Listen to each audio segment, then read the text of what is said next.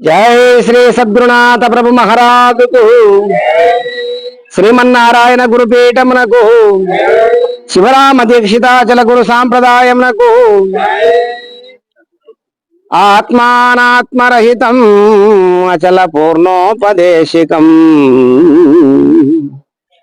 श्री निश्चलानंद नारायण गुरु शिष्यं श्रीशैल वंशांबुधिरेव जातं श्री परमानंद शंकरेन्द्रं सद्गुरुं मद्गुरुं भजामि।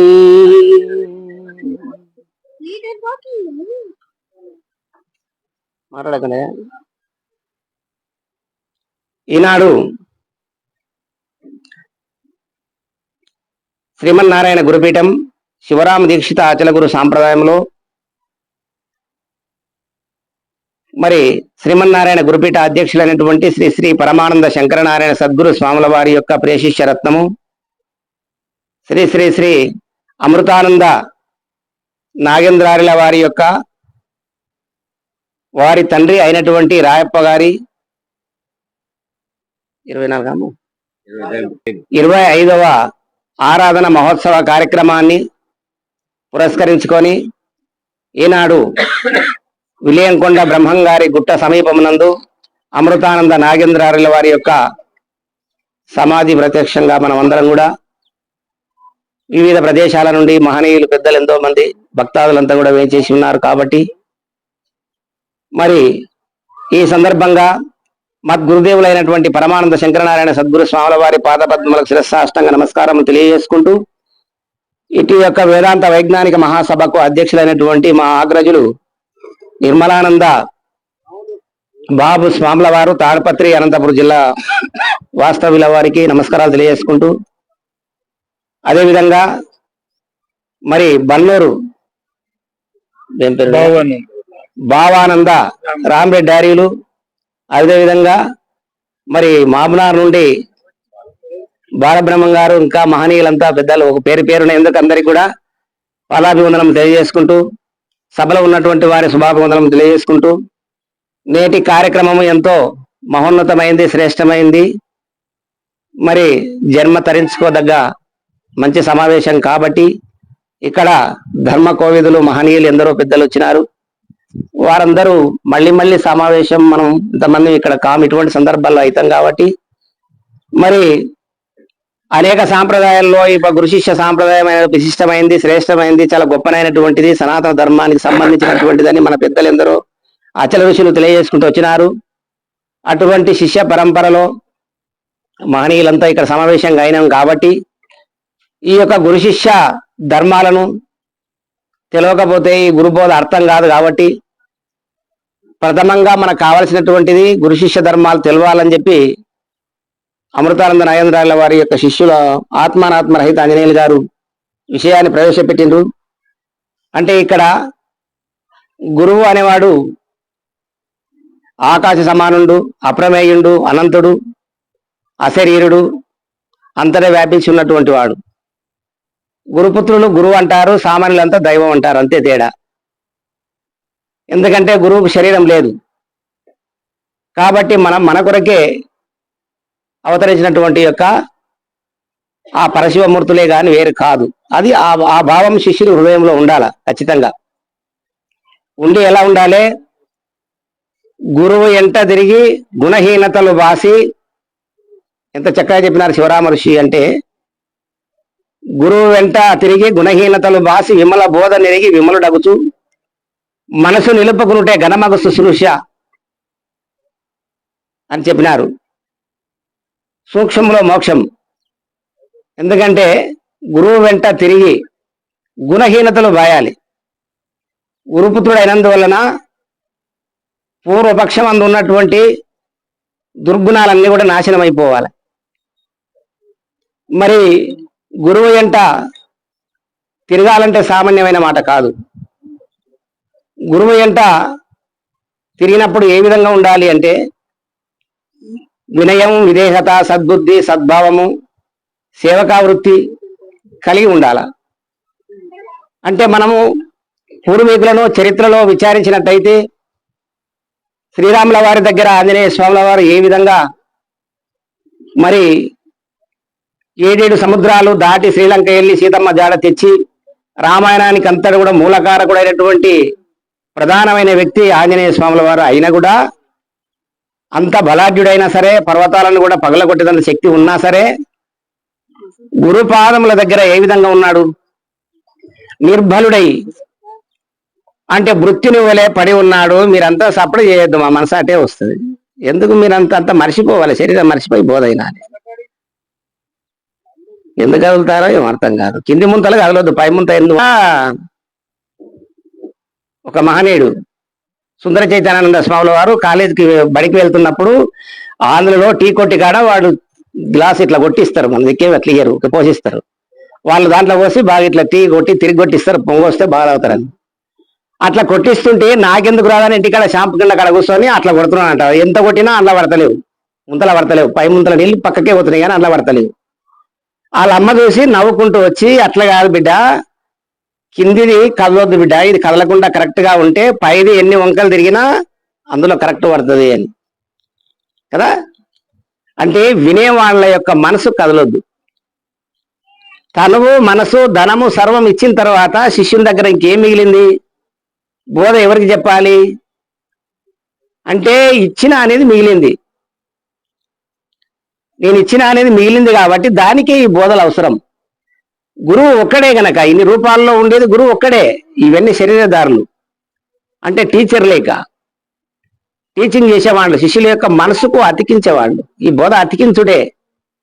ఎట్లా అంటే ఒక మంచి మామిడి చెట్టు తెచ్చి పిచ్చి మామిడి చెట్టు పీసు వేసి ఆ మొక్క దానికి అతికిస్తే మంచి కాయలు కాసినట్టుగా అట్లా బాగా మనసు కదలొద్దు. బాగా ఇప్పుడు ఇలా సత్యనారాయణ వ్రతం చేస్తున్నాము, పరమన్నం వండాలి అంటే బియ్యం పిండి విసిరి పరమన్నం చేయాలి కదా. అప్పుడు తిరగళ్ళు పెట్టినప్పుడు కిందిరాయి కదలొద్దు, పైరాయి ఎంత తిరిగితే అంత పిండి పడుతుంది. పైరాయి లాంటి వాడు వ్రతం చేసేవాడు. వాడు వేద పురాణ ఇతిహాసములు సర్వగ్రంథాల సారాంశము పెద్దలు చెప్పిన అనుభవాన్ని మొత్తం జోడించుకొని ఎంత కష్టపడి చెప్పవలసి ఉంటుంది. వాళ్ళు కదలాలి. మనం కూడా కదిలినాక ఇంకెట్లా కదలొద్దు. అట్లా ఏం చెప్పుకున్నాం ఇప్పుడు? ఎవరంటే ఎక్కడ పోయినాం? స్వామి అంటే శిష్య ధర్మాల లోపల అంత బలాఢ్యుడు, అంత వీరుడు, అంత గొప్పనైనటువంటి బలం ఉన్నా సరే శ్రీరాముల వారి దగ్గర మృత్యుని వలె సేవకుడై ఎంత వినయ విధేయతలు కలిగి ఉంటాడు. మనం చరిత్రలో చూసి నడుచుకోవాలి కదా. మరి బ్రహ్మంగారి దగ్గర సిద్ధయ్య గారు ఎంత గొప్ప శిష్యుడు ఆయన అంటే, బ్రహ్మంగారి దగ్గర బోధలు విని ఎంత వినయ విధేయతలు కలిగి ఉంటాయి. అంటే మొక్క పెరిగే కొద్దీ ఒదిగి ఉండాలి అంటాడు. మామిడి పండ్లు మా కాయలు ఎన్ని కాసినా కూడా బయటకు ఉన్నాయట కట్టెల రాళ్ళతో కొట్టి రాలబట్టుకుపోతారు. ఆకుల సందులో ఉన్నది అట్లే చెట్టుకు మాగి పండై గాలి వస్తే ఉమ్మరానికి వాడి కింద పడిపోతుంది. శిష్యుడైనటువంటి వాడు ఆ విధంగా ఉన్నట్టే ఉంటేనే పరిపూర్ణ బోధ. మాకు సూచన అయిందంటే ఏంది సూచన అయ్యేది? నీకు సూచన అయ్యేది. సూచన అంటే ఏంది? ఒకదానికొకటి బోధ అర్థం చేసుకోవాలంటే గురువుని అంటిపెట్టుకొని ఉండాలా. శిశువు పుట్టింది మొదలు అది పశువులైతే గడ్డి తిననీకే శాతమైనంత వరకు తల్లి అంటేనే పాలు దీకే బతకాలి. మనం కూడా పాలు తాగే స్థితిలో ఉన్నాం శిష్య ధర్మాలు. అట్లా చరిత్రల ఆధారంగా మనం ఎందుకు పురాణాలు తీసుకుంటున్నాం అంటే మనకు ప్రత్యక్షంగా కనబడుతున్నాయి కాబట్టి వాటిని తీసుకున్నా మనం నడుచుకోవడానికి అవకాశం ఉంటుంది. సిద్ధయ్య గారు బ్రహ్మంగారి దగ్గర ఎంత వినయ విధేయతలు కలిగి చక్కగా తెలుసుకున్నాడు. అట్లా మన దగ్గర పరంపరలో అట్లే చూడండి మహనీయులంతా ఆ విధంగా మనం ఉండాలా. గురుని వెంట తిరిగి గుణహీనతలు వాసి విమల బోధ నెరిగి విమలుడగుచు మనసు నిలుపుకునుంటే ఘనమగు శుశ్రూష, ఇంకంతకు మించిన శుశ్రూష ఇంకోటి లేదు. భాగవత కృష్ణప్రభులు ఏమంటాడు? 4 శుశ్రూషనంబులు లోలత గావించుకొనుచు లోకాతీతం బాలోకించి ఈ లోకము జోలి వెడు ఇంతేసాలన్నా నీతో కూడా ఇది మరవకన్నా కీలు తెలియని చదువు చాలా చదివేందుకు చాలించి నీవిట్టి కీలు తెలిసి తీయని చాలన్నా నీతో కూడా ఇది మరవకన్నా అంటాడు. 4 శుశ్రూషణములు చెప్పినాడు కదా, స్థానాంగ భావ ఆత్మ శుశ్రూషలు. ఇవి భావాలను చక్కగా విచారించుకోవాలి. మనం పూర్వం లేకపోయినా గురువు గారి దగ్గర వచ్చిన తర్వాత ఆత్మీయులతో సమావేశమై ముందున్నటువంటి వారి దగ్గర ఉండి గురు సూచనలు పద్ధతులు తెలుసుకోవాలి. అట్లా తెలుసుకోకుండా మనం ఎట్లా అంటే అట్లా ప్రవర్తిస్తే పెద్దల మనసు నొప్పించిన వాళ్ళం అవుతాం. పెద్దల మనసు నొప్పిస్తే మనకు ఇంకా పూర్వం ఉండేదాని కర్మ ఇంకా ఎక్కువ అయిపోతుంది. ఈ బ్రహ్మ విద్యకు హాని కలిగిస్తే 100 గోవులు చంపినంత పాతకం దొరుకుంటుంది అని చెప్పి మహనీయులు అంటారు. కాబట్టి చాలా సైలెంట్ గా మనం ఎంతో శరీరం లేని వాళ్ళమే వినాలని చెప్పి. లోలత గావించుకొనుచు, లోలత, లత అంటే ఏమిటి? లతలు అంటే తీగలు. తీగలు మన ఇంటి ముందర ఒక కాకర చెట్టు వేసినామంటే ఆ ఇత్తనాలు మొలిసిన తర్వాత ఒక మండ వార్తి దాని వెంబడి పైకి ఎక్కి అట్లే అల్లకపోతాయి. కాకర తీగ జాతి ఏదైనా సరే అట్లా అల్లకపోవాలి. అంటే గురువు ఉపదేశం పోయి ఇచ్చినారు మన చెవులు. గురుమంత్రం వేసిన తర్వాత ఈ ధర్మాలను అనుసరించి మన నరనరాల యందు గురుభక్తి నిలిచిపోవాలి. ఎట్లా? ఈ పరమార్థం తెలియజేసినటువంటి యొక్క గురువు పరమాత్మ స్వరూపుడే, అన్యుడు కాదు, సాక్షాత్ పరమేశ్వరుడే, సామాన్యుడు కాదనేది శిష్యుడి హృదయంలో నాటుకుపోవాలి. ఆ విధంగా ఉన్నప్పుడే అట్లయితేనే అంత దృఢం ఉండాలి. అయితే లేకపోతే ఈ బోధ అర్థం కాదంటాడు. లోలత గావించుకొనొచ్చు అంటే అట్లా అల్లుకపోరు లతల వలె. లోలత గావించుకొనొచ్చు, లోకాతీతం ఆలోకించి. ఏమి 4 శుశ్రూషలు గురువు దగ్గర చేసిన తర్వాత వారి కృప కలిగి అడుగునాయనని చెప్తే ఏమడగాలి అప్పుడు? లోక సంబంధమైనటువంటి ఇహధర్మాలు అంటే ఈ సంబంధమైనటువంటి కర్మ సంబంధమైనటువంటి విషయాలను కోరకుండా, ఇవన్నీ కలిమిలేములు కాలగతిగా కలిగిపోతుంటాయి. మీ కృప కలిగి కలకాలము తరగనటువంటి యొక్క ఫలం ఏదైతే ఉందో అది అడగాలి మన గురువు గారిని కదా. అట్లా అడగాలి. కాబట్టి మరి అది ఏదది అంటే ఇన్ని సాంప్రదాయాల లోపల విచారించిన దొరకనటువంటిది. అది తెలుసుకోవాలి. మన పూర్వీకులు సనాతన ధర్మాన్ని ఎవరైతే తెలుసుకొని తరించినో అట్టిదాన్ని లోకానికి అతీతమైనటువంటి దాని విషయాన్ని అడగాలి. అంటే దేహములకు అతీతమైనటువంటిది, ఆత్మానాత్మరహితమై అచలమై అప్రమేయమై అంతటా ఏదైతే ఉందో అది దైవం బట్టబయలు. దాన్ని దర్శించాలి. గురుడు చెప్పింది వినాలి, కనాలి. అది అన్నది నీవు విన్నది కనటం 3 4 12 ద్వాదశి ధర్మం ఇది, తరించే మార్గం ఇది. కాబట్టి అట్లా మనం పోవాలి. కాబట్టి లోకాతీతం బాలు, ఈ లోకము జోలివిడు, ఇదంతా ఉంది కదా అంటే ఇది ఉన్నా కూడా లేనట్టే లెక్క.